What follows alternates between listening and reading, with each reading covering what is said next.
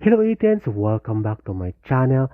Tatang Robin ay nanatiling maganda ang pakikisama at relasyon sa SB19 kahit dati siyang manager ng naturang boy band na ngayon ay pinakasikat.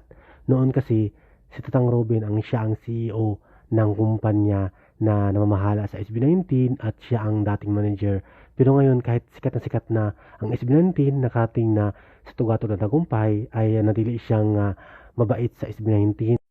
Very supportive sa mga concerts at nanood pa nga siya ng One Zone Celebration kagabi ng SB19 at looking forward siya na makatrabaho pa rin ang SB19 or else masaya siya kung ano man ang narating ngayon ng SB19 kaya naman ay mayroon siyang mensahe, heartfelt message mula sa kanyang boy band dati. Narito ang mensahe ni Tatang Robin, ang dating manager ng SB19. Talagang proud siya sa SB19 kung ano man ang narating nila sa tugatog ng tagumpay.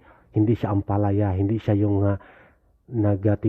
nagtanim ng galit. I mean, wala siyang something na hinanakit o tampo sa SB19. Ang sa kanya, proud siya na nakita na natupad ang pangarap ng boy band na SB19. Ayan, basahin niyo po yan.